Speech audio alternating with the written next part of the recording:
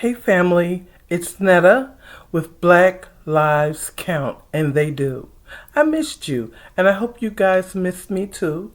I was out of the country, I was enjoying my time with my family, and I had a wonderful experience. Maybe one day we can chat all about it. So, family, I am coming to you to discuss the need for black owned businesses in the black community. Okay, I have a snippet of some information that I'm going to give to you, but there is a need. My father was a business owner. My father owned several businesses as well as worked for other people. My father worked very hard to provide for his family. Okay, and we see that there's a challenge. And trust me, he didn't do it the conventional way by going to a bank because, of course, we know banks are geared not to give black men or black people business loans. They will give you a car loan, or a school loan, tuition, but they don't want to give us business loans. Well, there's a lot of things that can happen to get around that. And what my dad did was save his money, and him and my mom invested in him, and that's how they were able to open up their businesses. Okay, and for that, my father could work for himself, yet he still ended up working for other people as well while he was working for himself, but building a clear passage for business ownership, black business ownership in our community. Because I get tired of riding around and seeing Asian shops, which I would never go to, Indian shops, Caucasian shops, everybody but us in our community. And only we can stop it. Now they have these Indian owned smoke shops in our community. That should not near dollar should we be putting in their disrespectful ass pockets. Okay, family, this is how we can drive them out. We can drive them out by dragging their asses out. If we stop supporting them, they'll have no choice but to go elsewhere. And who cares? We don't care. You know what I'm saying? Because what we do know is that the Caucasians will not allow them into their community. They're not going to allow their stores there. Their liquor stores and their smoke shops and vape shops and nail salons. They may allow a few of the nail salons and spas because we know some of them have other activities going on. But they are not going to allow too many of them at all, as there are in our communities. So let me read you a snippet of some information that I gathered. So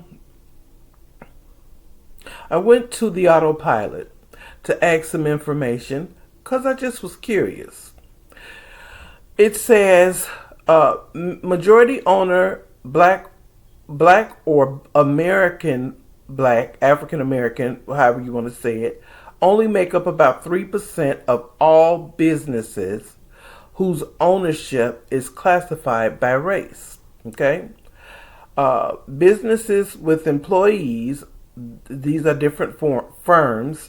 Black owned firms only represent around 2 to 2.4% of that total, despite black people being approximately 13 to 14% of the U.S. population. In specific metro areas with larger black populations, for example, in Atlanta, Georgia, the share of businesses that are black owned can be a little bit higher. In Atlanta, around 11.3% of businesses in 2022 were black owned. And many of you know that in 2020, between 2020 and 2021, 22, is when many black people opened up a lot of LLCs, their own businesses.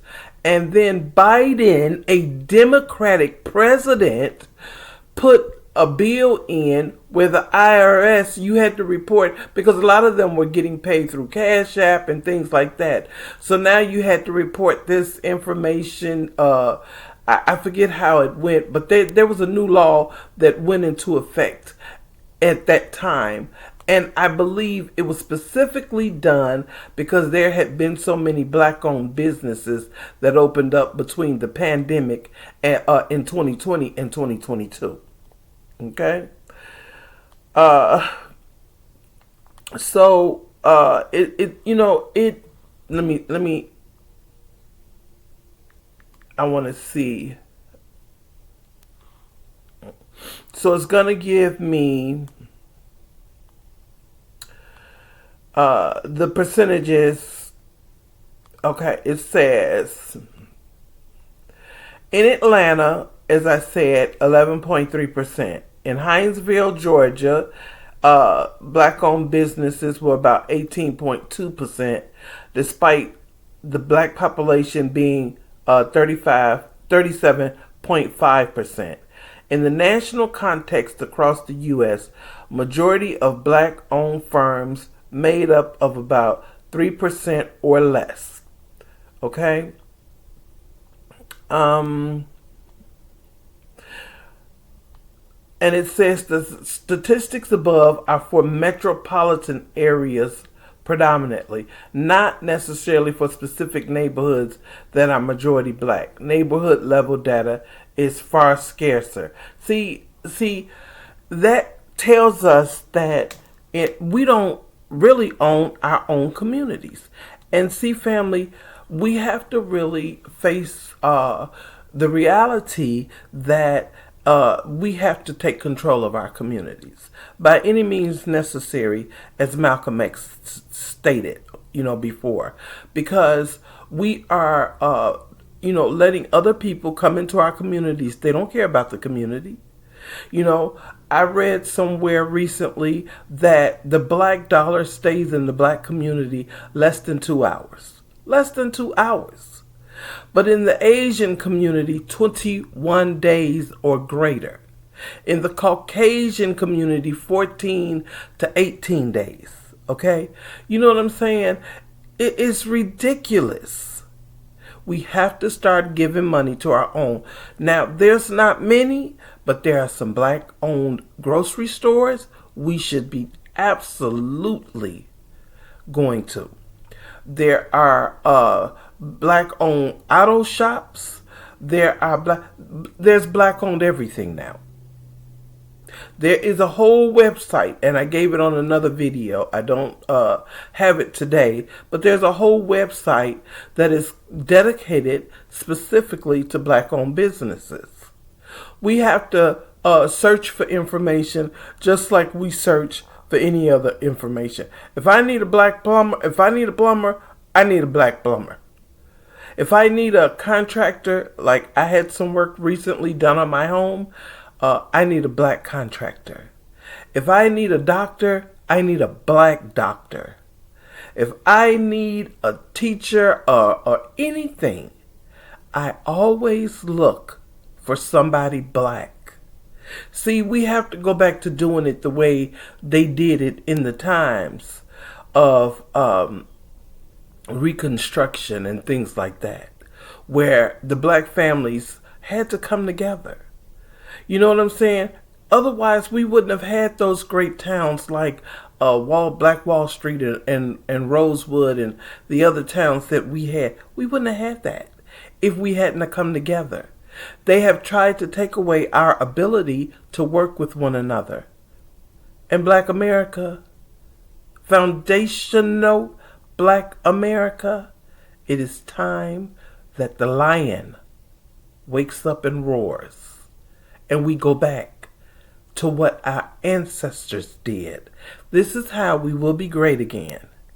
Okay? We are great people. We come from a great people. We are a great people. And we can be a greater people indeed. So I want you to think about that, family. Think about starting your own business. You know, they were saying a couple of months ago how over 300,000 black women lost their jobs. Well, a lot of white women lost their jobs too. But we can't stay in that. We have to move forward. And how we move forward? Create a business, a daycare, a something, a tutoring business. Do something that you can benefit somebody while you benefit yourself. Okay? All right, family. I thank you so much. Again, I missed you guys very much, and I hope you thought about me and missed me, but I am here. All right? You have a wonderful, blessed day, and I'll see you again soon. Take care, family. Bye-bye.